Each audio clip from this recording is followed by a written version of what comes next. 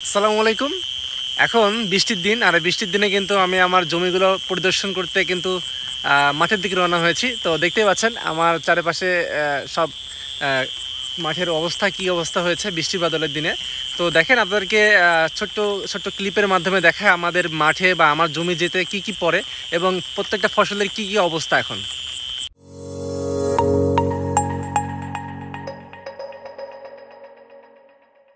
তো দেখেন আমার সামনে এইখানে দেখতে পাচ্ছেন, এইখানে শশা লাগানো হয়েছিল।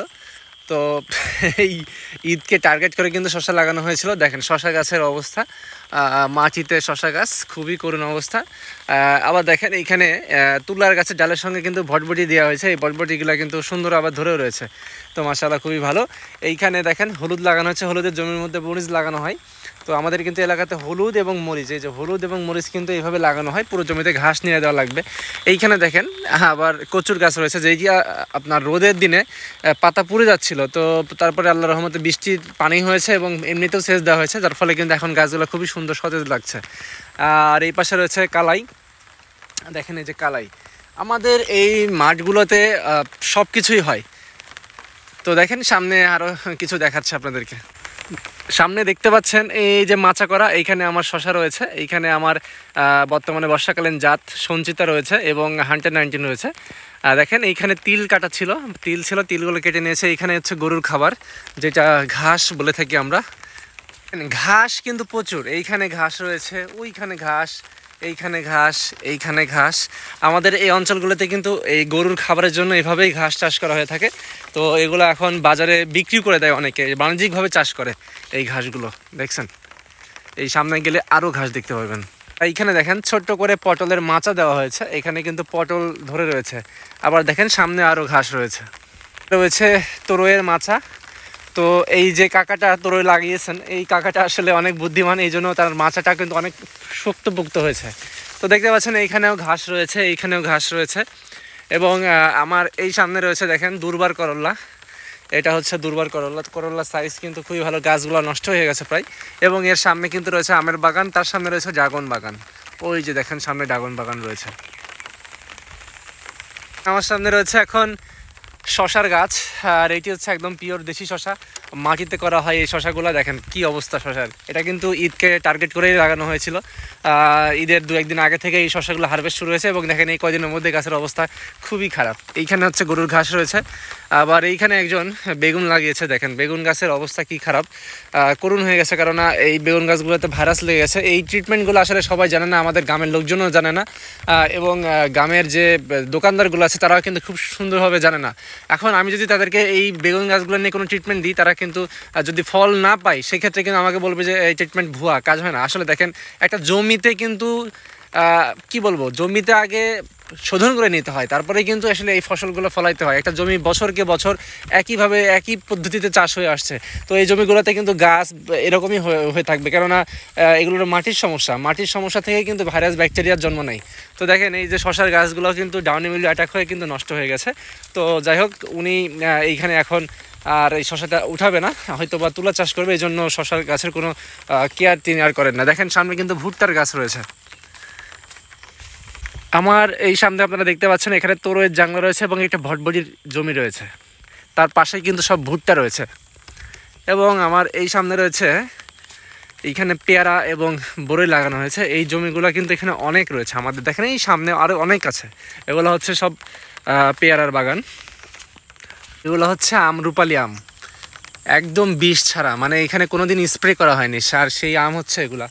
দেখেন আমগুলো কিন্তু খুবই সুন্দর, ফ্রেশ আম আছে, একবারে বিষ ছাড়া। আমের কিন্তু কালার খারাপ হলেও সাইজগুলো কিন্তু খুবই সুন্দর হয়েছে, মাশাল্লাহ মাশাল্লাহ। পেঁপের গাছের চেহারা দেখলে জানটা আসলেই ভরে যাচ্ছে, কেননা দেখেন একটা পেঁপে গাছের চেহারা কতটা সুন্দর হতে পারে। এই গাছটা একটা আম বাগানের মধ্যে এরকম পেঁপের গাছ লাগানো হয়েছে লাইন বাই লাইন, সারি সারি করে। তো দেখেন পেঁপের গাছ কিন্তু আসলেই সুন্দর, এবং পেঁপেও চলে আসছে, মাশাল্লাহ মাশাল্লাহ। খুবই ছোট গাছ, পেঁপে চলে আসছে, এবং পেঁপের গাছগুলো কিন্তু দেখতে খুবই দারুণ। দেখেন গাছগুলোর গ্রোথ একদম ঠিকঠাক, খুবই সুন্দর। এবং এ পাশে আছে দেখেন পেয়ারার বাগান, এই যে পেয়ারার বাগান, সবগুলো পেয়ারার বাগান। এখানে প্রচুর পরিমাণে কিন্তু পেয়ারা হারভেস্ট হয় এইসব বাগান থেকে। বাগানগুলোর বয়স প্রায় 4 বছর হয়ে গেছে। এই যে দেখেন এটা হচ্ছে এই দুই পাশে যে বাগান, একই মালিকের বাগান, তারা কিন্তু এই রাস্তাটা কিন্তু রেখেছে যাওয়া আসা করার জন্য।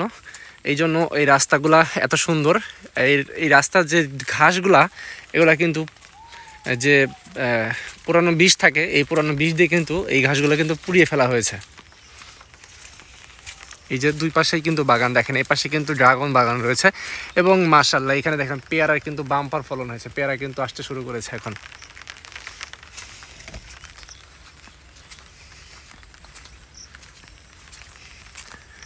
আর এই যে ড্রাগন বাগানে কিন্তু অলরেডি ড্রাগনে ফুল চলে আসছে বা ড্রাগনের ফল কিন্তু সেট হচ্ছে। এই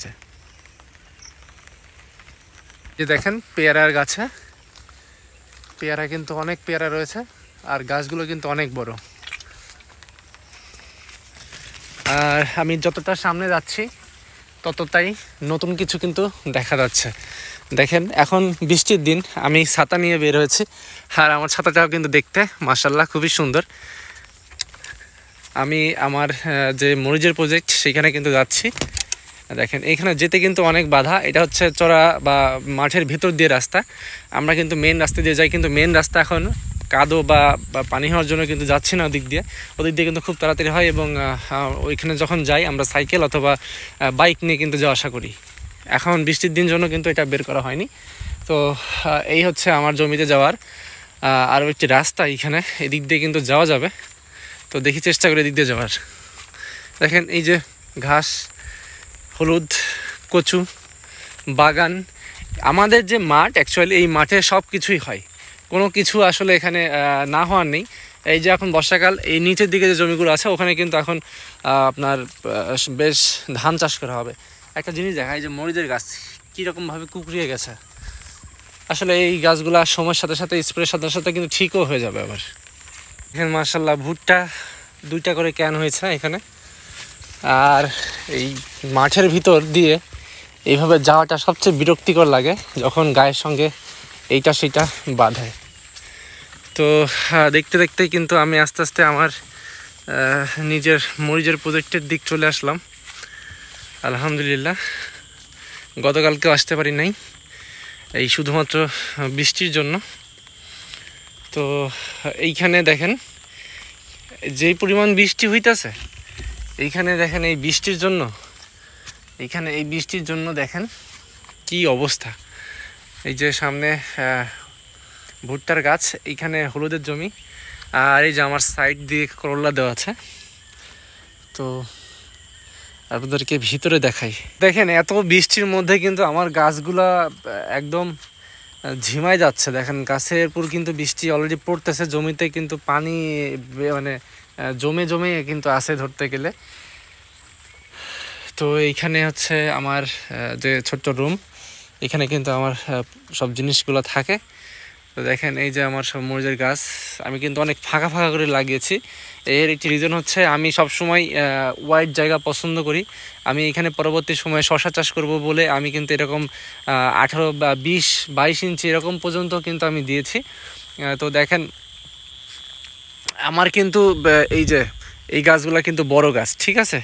তো এইখানে একটা সমস্যা হয়েছে, সেটা হচ্ছে যে কিছু গাছে দেখেন কিছু গাছের পাতা কিন্তু এরকম হয়ে গেছে। তো এইটা আসলে কি কারণে হয়েছে আমার জানা নেই, তবে এরকম হয়েছিল এর আগেও। আমি সালফার ব্যবহার করেছিলাম, সালফার ব্যবহার করার পরে কিন্তু ওই গাছ ঠিক হয়েছিল। মানে এই যে বড় গাছগুলো আপনারা যা দেখতেছেন, এই বড় গাছগুলো, তো মাশাআল্লাহ আমার বড় গাছগুলো কিন্তু এখন সেহেতু সারের অভাব ছিল, আমার এই ফালিতেও সারের অভাব রয়েছে। তো দেখেন এই যে ছোট যে গাছগুলো দেখেন, এই গাছগুলো কিন্তু কিছু গাছ, এই যে পাতাগুলো দেখেন, পাতাগুলো আপনাদেরকে দেখাই যে কেমন হয়েছে। তো আর এই যে আমার দেখেন করল্লা কিন্তু ধরে রয়েছে, এইটা হচ্ছে আমার জুলি জাতের করল্লা, মাশাআল্লাহ খুবই সুন্দর করল্লা ধরে আছে। এইটা আমি আগামীকালকে হারভেস্ট করব। আসলে ব্লগ ভিডিওতে আর কি দেখাবো, আসলে আমি তো এরকমভাবে ব্লগ বানাতে পারি না। তবে যেটুকু দেখানোর চেষ্টা করছি যে আমার জমিতে আসা পর্যন্ত আপনাদের এই কেমন দেখা যায় বা কি লাগে। তো দেখেন গাছে মরিচ আছে, মাশাআল্লাহ গাছে মরিচ আছে। গাছগুলো হচ্ছে মূলত এখন যেহেতু আমার ফাঁকা আমার এই যে অনেকগুলো এখানে মানে গাছ নষ্ট হয়েছিল, যার ফলে কিন্তু এখানে কিছু গাছ মায়ের আছে। আর দেখেন এগুলো হচ্ছে এগুলা কেবল বড় হচ্ছে, এগুলো পরে লাগানো গাছ। যেহেতু এগুলো পরে লাগানো গাছ এবং ছোট চারা ছিল, এই গাছগুলো কিন্তু দেখেন এই যে মাশাআল্লাহ সুন্দর ফুল নিচ্ছে। এবং এই গাছগুলোতেও কিন্তু সেম একই প্রবলেমটা দেখা দিচ্ছে, যে এই গাছগুলার এই যে মাথায় যে পাতাগুলো আছে এগুলো কিন্তু সবুজ আকৃতির থাকছে না, মানে সাদা ফ্যাকসা হয়ে যাচ্ছে। তো দেখেন ওই পাশে আমার আরও একটা ফালি রয়েছে বা যেটাকে বলা হয়, সেইখানে কিন্তু হচ্ছে গাছ রয়েছে।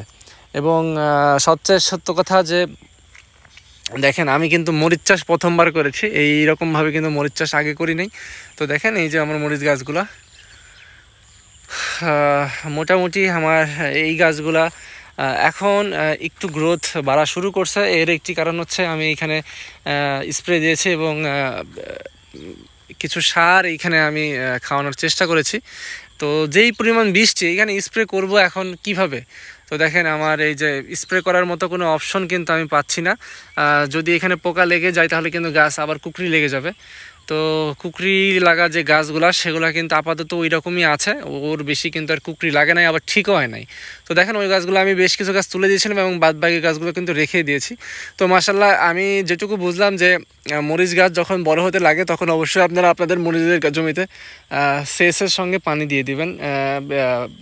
সরি, সেচের সঙ্গে পানি না, মানে পানি যখন দিবেন তখন অবশ্যই এর সঙ্গে সার দিয়ে দিবেন। সার দিলে কিন্তু গাছের গ্রোথ ঠিক থাকবে। এবং দেখেন আমার এই গাছগুলো বড় হয়ে গেছে এবং বৃষ্টিতে কী অবস্থা, এগুলোতে খুঁটির কাজ চলতেছে চলমান। তো আসলে একটা বড় প্রজেক্ট কিন্তু মেনটেন করা আসলেই অনেক কষ্ট, যেটা আসলে আমি এখন জ্ঞানটা উপলব্ধি করলাম। এই হচ্ছে আমার এই মরিচের প্রজেক্টের কন্ডিশন। আলহামদুলিল্লাহ, এই হচ্ছে আমার মরিচের প্রজেক্ট। এইখানে আমার গাছ রয়েছে প্রায় 2000-2500 মতো গাছ রয়েছে। আপনাদেরকে ছোট্ট করে একটি গাছের ক্লিপ আপনাদেরকে দেখাই। এই যে গাছে মরিচ রয়েছে এবং এই যে আরও গাছ আছে সেগুলোতেও কিন্তু এই যে মরিচ রয়েছে মাশাআল্লাহ। প্রায় প্রত্যেকটি গাছেই মরিচ রয়েছে এবং এই মরিচগুলা মূলত 60 লম্বা লম্বা শাখাতা কিংহট এবং খুবই সুন্দর চুকচুকা কালো গাছ। তো এই মরিচগুলা মূলত বাজারে নিলে যে চালানের মরিচগুলো থাকে ওইগুলোর আগেই কিন্তু বিক্রি হয়ে যায়। তো আমি মূলত একদিন হারভেস্ট করেছি, আবারও হারভেস্ট শুরু করব। ধন্যবাদ সবাইকে, আসসালামু আলাইকুম। তো দেখতে পাচ্ছেন আমি কিন্তু আমার মরিচের জমিতে চলে আসছি আলহামদুলিল্লাহ। আর আমার চারপাশে যা দেখছেন সবই হচ্ছে মরিচ গাছ, এগুলো হচ্ছে ছোট গাছ। আর আমার এই পাশে আছে এগুলো হচ্ছে বড় গাছ, এগুলোর বয়স বেশি দিন এবং এগুলোর বয়স কম দিন। এবং এর পাশে আরও একটি জায়গা আছে, ওইখানেও আছে। তো মাশাআল্লাহ আমি আসলে প্রথমবার এই মরিচ চাষ করেছি। তো প্রথমবার হিসাবে কিন্তু ভুল ত্রুটি থাকবেই এবং এখান থেকে কিন্তু শিক্ষা অর্জন করা যায়। শুধুমাত্র যে ট্রেনিং করেই যে শেখা যায় তেমন না, আসলে নিজের জমিতে যখন আসবেন, নিজের জমিতে যখন কাজ করবেন, যখন সম্মুখীন হবেন প্রত্যেকটা সমস্যার, তখন কিন্তু আপনারা এই জিনিসগুলো বুঝতে পারবেন যে আসলে হ্যাঁ এখন আমার প্রয়োজন হচ্ছে এই জিনিসটা ঠিক করার, বা এইটা সমস্যা হয়েছে, এটার এই সমস্যা, এটার এই ট্রিটমেন্ট। তো দেখেন আমি এই জন্যই আপনাদেরকে বলি যে আমি যখন যেটা করে সাকসেস পাই আমি তখন সেটা নিয়েই কিন্তু যে আগাই। তাছাড়া দেখেন আপনাদেরকে যদি আমি বলি যে এইটা করেন না সেটা করেন, আসলে দেখেন ওইটা আমি নিজে ব্যবহার করিই নাই, তো আমি আপনাদেরকে কিভাবে বলবো। তো আমি সবসময় যখন নিজে সাকসেস পাই প্রত্যেকটা ওষুধ বা প্রত্যেকটা বীজ বা যেটাই বলেন, তখনই কিন্তু আমি সেটা মানুষদেরকে সাজেস্ট করে থাকি। তো ধন্যবাদ সবাইকে, আসসালামু আলাইকুম।